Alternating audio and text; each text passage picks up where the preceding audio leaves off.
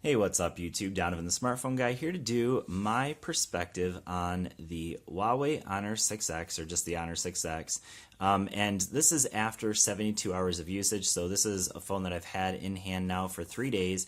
I want to talk about what I like, what I dislike, what I think is great, what's okay, and what's not so great about the phone so far after 72 hours. So this is not by no means my final review of the phone, but I wanted to at least share with you what I think of it so far. So before I get into all of that, I want to mention something, and that is if you're watching this, very soon you're going to be able to get it for $200. They have a flash sale coming up in 11 hours. So if you're in America, that would be Eastern Standard Time at 1 o'clock. So 1 p.m. Eastern Standard Time, that flash sale will start, and you'll be able to get $50 off of the $249. So you'll be able to get it for $200. And for that price, I definitely think it's a go. At $249, well, I don't know. It's kind of up to you. But for me, I'm kind of saying maybe not. And that's actually what I bought it for. So maybe that's just me, not liking the fact that I paid that price for it. But anyways, let's talk about what I like and what I don't like about it so far. So first of all, the thing that I do like a lot, and that is the build quality. So this phone is a 5.5-inch screen here, 1080p. And obviously you can see there's some decent sized bezels around it. But in terms of the build quality, with that all aluminum back here, all metal backing, I do think that works really well. It feels really nice. By no means in any way does this feel like a phone that's budget at all, or even mid-range. It feels like a flagship phone. And so I definitely think that with build quality, you're getting a fantastic phone. Another thing that I think, and this is number two, second thing I think that is really great about this phone is the fingerprint sensor. And you can just see how fast it works. So I'm just going to go ahead and touch it, and you'll see how fast it opens. So, and it is very, very consistent. I have not had it really, I don't know that I've ever had it miss. So fingerprint sensor, easily a thumbs up. That's number two. The third thing I think is great is performance. And some of you might think, well, it only has a Kirin 655. It's obviously a lot lower spec than like the Honor 8 or obviously the Huawei Mate 9. So this one, shouldn't be all that great. Well, I can say that in my experience so far with the 3 gigs of RAM and that Kirin 655, that this phone has not had any issues in terms of performance for me. Hey, look, speaking of the Honor 6X. So Android Authority, I don't know what I was looking at, but it flies through it. No issues at all so far. I've done some light gaming on it. None of the games had any issues. No frame rate issues at all. So definitely performance right now for me is a big thumbs up. And I'm going to go ahead and jump into, earlier I had, there it is, Geekbench 4. So I was looking at some Geekbench 4 scores a little bit earlier. And let's see here.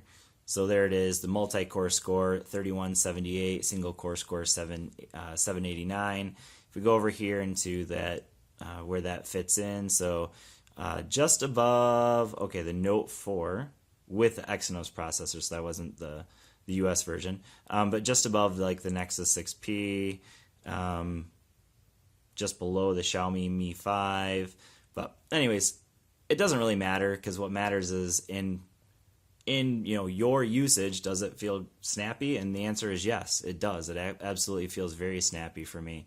I've had no issues at all with performance. So that's number three. Now let's talk about what I think is really good. And the first thing I think is really good is the cameras. So obviously this has the dual cameras in the back, the 12 megapixel, 2 megapixel, and you can see here that that effect that it has with those two cameras does a really good job. So this is a picture I took earlier, and you can see that it does a great job of giving that depth of field look to it. So it kind of washes out everything around it, and it focuses on whatever it is that you want to focus on. So in this, obviously, I picked the bottle for it to focus on, and it washes everything out. It does a really good job of that. And this is the picture before I adjusted that focus. So same thing here. I don't think this one's even been adjusted at all. But yeah, you can see here that it can still be adjusted. And then you can change that aperture up and down depending on how much you want to blur out the background. So you can see that as I adjust that background, things in the background get more focus and out of focus. So it does a really good job with that. I give that definitely a huge thumbs up. It doesn't feel like a gimmick at all to me. It works really well so far. Now, with that being said, you do also get that with the Honor 8, which is a little bit more expensive. And if you're thinking about it, the Blade V8 Pro also has that effect, that bokeh effect as well. I did want to show you another picture here just because I thought it kind of is telling of how detailed this camera is. So this is a photo in decent light, not great light. But I just want to zoom way in here to a box for the Alcatel Idol 4 that I had sitting in front of me. And so that was quite a distance away when I took the picture. So you can see, you're like, here, you can't even see it even when I bring it in. You can't see it, but you can zoom right in and see that text really well. So obviously a lot of attention to detail in the camera. So this one's a little bit darker picture. You can see a little bit blurred out there. So when I come in here to this one, I can't even tell what that says or whatever that is. I don't even know what it is, but I can't see it as well.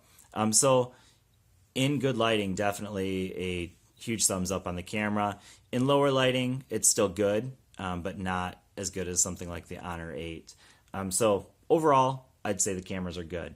Battery life has also been good for me. So I'm getting about 4.5 to 5 hours of screen on time. So that's with a half a day of usage and then 2 full days. So today I can kind of give you an idea. I started out at 7 in the morning, and that's when I took it off the charger, and that was at 100%. And going from there, I made it through about 10 o'clock at night with about 15% battery. So it got me through, and that's pretty much the same experience the first 2 days of full usage. And that's some pretty light gaming. I'm definitely not a huge gamer when it comes to cell phones.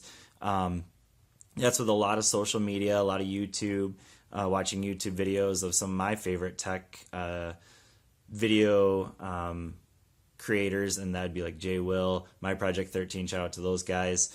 I'm forgetting somebody, Tony Pazzo. But anyways, watching their videos, and yeah, so the battery life has been good. Not great.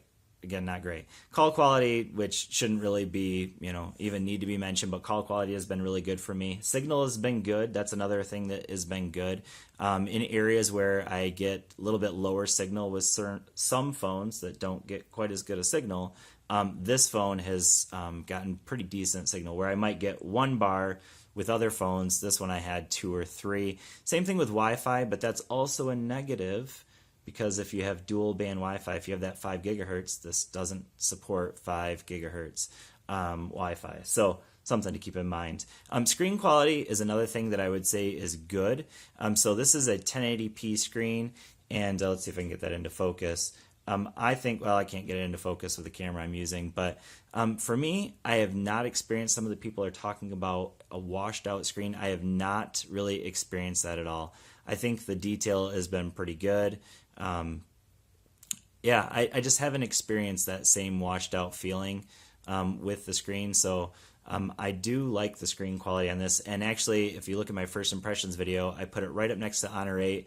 And if anything, I think I liked this screen just a little bit better. Not by much, but just a little bit, because it's just a little bit brighter. Now let's talk about things that need improvement with this phone, things that I don't really like. So number one is the software. It's running the same software as the Huawei Honor 8. And so if I jump in here, into the shortcuts, same shortcuts you get with the Honor 8. Notification, same notification situation that you have with the Honor 8 as well. The one thing you're missing here is there's no NFC, so that's definitely also one of the negatives. It's a budget phone, but it'd be nice to have NFC. That's just my personal opinion. One thing that I have found kind of frustrating with this phone is the flashlight. Notice there is no shortcut for flashlight. For me, I don't know. Maybe it's just me, but for me, that is like, I don't know. I hate not having that toggle. And with the Honor 8, it didn't have it, but you could set it up for the fingerprint sensor to turn the flashlight on. We don't have that option with this one. And so in order to get a flashlight, you have to get a third-party app to turn the flashlight on. Unless somebody can tell me otherwise, I can't find it anywhere in the settings. So if I go into the settings and I type in flashlight, it's like, what the heck are you looking for? So look, flashlight, no matching results. You suck. Why not? Okay, so I don't know. I had to get a third-party app in order to get the flashlight to turn on, and I think that's stupid. Give me a shortcut. I don't like it. But anyways, enough about that. I'm sure that's probably not as important to other people. Maybe it's just me. All right, another thing that I'm going to mention that's not all that great, and it is what it is, but micro USB, I wish it had Type-C. I have here an $80 phone, or a phone I paid $80 for, and look, Type-C. $250, micro USB. Come on, guys. It's 2017. Give it the program. Type-C. Nope, doesn't have it. It doesn't have fast charging. It's not the fastest charging, but it does come with a fast charger, 1.5 amp, if I can see that there. Probably can't get that into focus, but it does have that 1.5 amp charger, which does charge it relatively fast. In my experience, it's about in 90 minutes to go from 10% to 100%. That's just in my experience so far. And I already mentioned no dual band Wi-Fi. Another thing that I'd say is mediocre, maybe not terrible, but mediocre is that bottom firing speaker. At least it's bottom firing, but honestly, this ZTE here, this is the ZTE Grand X4, which has a rear firing speaker. That rear firing speaker is louder than the bottom firing speaker, and it actually sounds better too.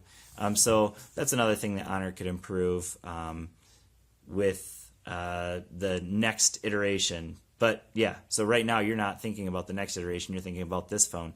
So hopefully I've kind of hit on everything that you might be questioning. I'm sure there's something I'm missing. Those are just my thoughts after 72 hours with the Huawei Honor 6X, or just the Honor 6X. I don't want to offend anybody by calling it the Huawei Honor 6X. So anyways, hopefully this has been helpful for you. If you're thinking about picking it up tomorrow, again, you can pick it up for $200 on the High Honor USA website, highhonor.com. And anyways, there it is. Coming up at 1 o'clock Eastern Standard Time.